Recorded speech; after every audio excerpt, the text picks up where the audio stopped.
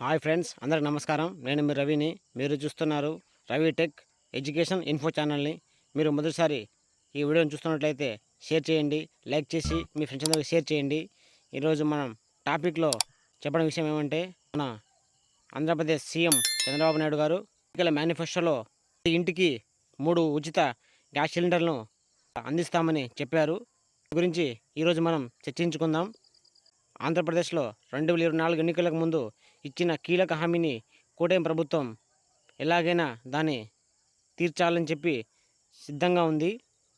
ఆర్థికంగా వెనుకబడిన కుటుంబాలపై ఆర్థిక భారం తగ్గించడానికి దీపం పేరిట ఆంధ్రప్రదేశ్ ప్రభుత్వం ఉచితంగా గ్యాస్ సిలిండర్లను అందించడానికి సన్నాహి ఈ లక్ష్యంతోనే ఈ స్కీమ్ని రూపొందించింది. ఈ పథకం కింద అర్హత ఉన్న ప్రతి కుటుంబానికి 3 గ్యాస్ సిలిండర్లను ఉచితంగా అందిస్తారు. దరఖాస్తుదారులు ఆన్లైన్లో దరఖాస్తు చేసుకోవచ్చు. ప్రభుత్వ ఆఫీసులకు వెళ్ళవలసిన అవసరం లేదు. డొమెస్టిక్ గ్యాస్ కనెక్షన్ ఉన్న వారికి, దారిద్ర్య రేఖకు దిగువన ఉన్న వారికి మాత్రమే ఈ స్కీమ్ వర్తిస్తుంది.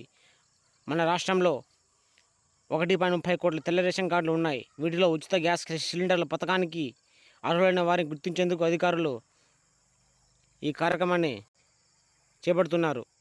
డాక్యుమెంట్లు ఉచిత గ్యాస్ సిలిండర్ పథకానికి అప్లై చేయడానికి కొన్ని కీలక డాక్యుమెంట్లు అవసరం.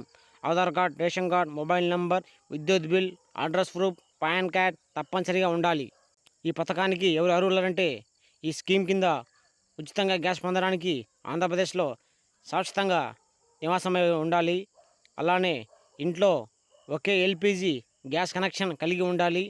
రాష్ట్రంలో ఆర్థికంగా వెనుకబడిన వర్గానికి చెందిన మాత్రమే ఉండాలి. డొమెస్టిక్ గ్యాస్ కనెక్షన్ ఉన్నవారు మాత్రమే అర్హులు. అర్హత లేని వారికి ఈ స్కీము వర్తించదు. ఎలాగంటే, ఇప్పుడు ఒకే ఇంట్లో 2 రేషన్ కార్డులు ఉంటే వారికి ఈ స్కీము వర్తించదు. ఒకే రేషన్ కార్డు ఉండి సిలిండర్తో వాడుకున్న వాళ్ళకైతే ఈ స్కీమ్ వర్తించి వాళ్ళకి ప్రతి ఏటా 3 గ్యాస్ సిలిండర్లను ఫ్రీగా పొందే అవకాశం ఉంది.